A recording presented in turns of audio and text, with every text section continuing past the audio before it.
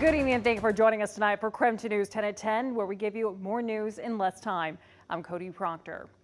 We now know the names of the 4 sheriff deputies involved in a deadly shooting in North Spokane. New information about that incident also released today.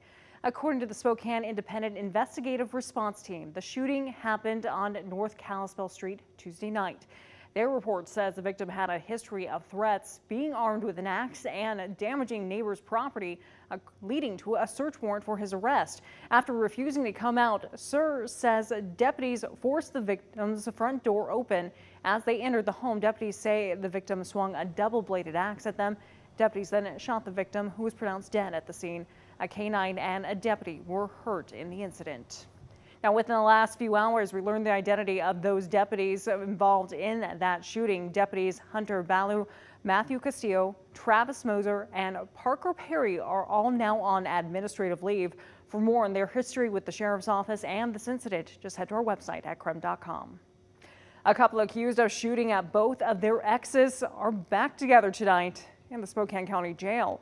Lori Tom is a second person to be arrested for a string of shootings spanning from Spokane and Seattle. KREM 2's Kyle Simchuk brings us more tonight. Lori Tom was arrested by authorities in Idaho back in January. She's now back in Spokane facing 2 counts of assault and 1 count of attempted first-degree murder. Her fiance, a former East Valley High School teacher, has been in jail for several months now. Prosecutors say Lori Tom and her fiance Benjamin Hill were involved in several shootings targeting Hill's ex-wife at her home, on her way to work, and another at a Cheney Starbucks. We're talking about multiple times that Miss Terry Hill was allegedly shot at. Prosecutors believe Tom was with Hill during the shootings and helped cover his tracks. Hill, a former teacher at East Valley High School, was arrested in October and faces multiple charges, including attempted murder. Hill's ex-wife told police she believed he was trying to kill her and discovered he had taken out a $750,000 life insurance policy in her name and had been making payments since 2010. There was a lot of information that was developed over a long period of time regarding all these shootings. And it should be noted, some of those forensic investigation required accessing phone data, which suggest that phones associated with Ms. Tom, as well as phones associated with Mr. Hill, were being picked up or pinged on in certain locations where the shootings were taking place at. On top of the cell phone data, police found 3 guns in the couple's car. According to court documents, 2 of them are linked to the shootings in Spokane and Cheney, and a separate shooting in Seattle, where Tom's ex-husband was the target. Court documents also show what detectives found on Tom's phone looking through her search history, including life insurance, how to get an ex to pay for attorney fees, suicide methods, and lorazepam overdose. Given the extraordinary amount of work that Detective Walker put into this particular case, this court believes that there's probably going to be additional charges that are going to be sought. And today, Court Commissioner Eugene Cruz set Tom's bond at $1 million. Benjamin Hill, who has been in jail since October, is currently being held on $2 million. Reporting from the Spokane County Courthouse tonight, Kyle Simchuk, KREM 2 News. Kyle, thank you so much. A suspect still on the run after a man was shot and killed in Spokane's Logan neighborhood last night. Police say the man was found dead in the front yard of a home on North Hamilton Street.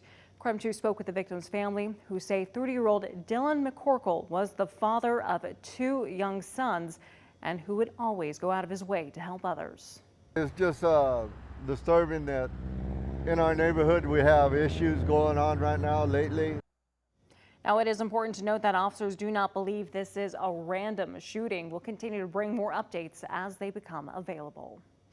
Meanwhile, police also arrested a Spokane man in connection with the death of a toddler. Authorities arrested 38-year-old John Jones yesterday morning in Las Vegas. It's still unclear how the child died. What we do know is Spokane police responded to a call earlier this week of a 3-year-old boy not breathing in North Spokane. Despite life-saving efforts, the boy died at the scene. Jones is charged with second-degree murder. He now faces extradition to Spokane. New tonight, 4 suspected drug traffickers now face federal charges in Oregon. Police say 4 men were arrested in Portland last week tied to a Mexican transnational criminal organization. Officers seized guns and 8 55-gallon barrels of liquid heroin from the back of a U-Haul at the scene. Federal agents say they were transporting the drugs from Yakima to the Portland area. The 4 men have been charged with possessing heroin with the intent to distribute. While dreaming of more mountain snow, there's a chance we're going to get it this weekend. Let's go now to meteorologist Michelle Boss. She's joining us live in the Weather Center tonight to give us your forecast update. A little bit of some mountain snow in the forecast, not something to get super excited about, but a little is better than the nothing we've been getting much of this week because it's just been too warm. Taking a look at satellite and radar, things are relatively quiet out there right now as far as precipitation goes. Certainly lots of cloud cover, but not a whole lot of rain or snow falling. But we do expect that precipitation to pick up from east to west, and we do have a winter weather advisory that does cover the central panhandle of Idaho, including Lookout Pass. We're looking at 3 to 6 inches of snow possible, and this is over the period early Saturday morning through noon on Sunday. So it's not all going to happen at once. Still pretty mild out there. 39 degrees in Spokane, Deer Park, Coeur d'Alene, and Sandpoint. Still seeing some 40s out there in central Washington, out up towards Omak and then down towards Lewiston. Short-term forecast keeps it cloudy overnight, a little bit of fog. Low temperatures, though, still above freezing, but will cool slightly over the weekend. We were 43 today, lower 40s for Saturday, Sunday, and Monday, and mainly rain tomorrow, but could see a few wet snowflakes in Sunday and Monday. New tonight in your outdoor news, the U.S. Fish and Wildlife Service denied gray wolves protection under the Endangered Species Act. That ruling came in today. The Center for Biological Diversity with other conservation groups are seeking federal protection for gray wolves in the northern Rocky Mountains. Gray wolves were on the endangered species list when they were reintroduced to Idaho more than 25 years ago, but federal protections have since been removed. Well, let's go now to Nightbeat for a quick look at the day's top stories. One of the nation's largest healthcare systems will pay millions of dollars to Washington patients. Providence must forgive more than $137 million of debt and refund more than $20 million to patients billed for services they could have received for free or at a lower cost. The state's charity care law requires hospitals to offer free or reduced costs to Washington residents based on their income. Providence is one of several systems. Attorney General Bob Ferguson says overbilled people who qualified. We have laws for that purpose, and it makes me angry that hospitals that know better are ignoring the law anyway.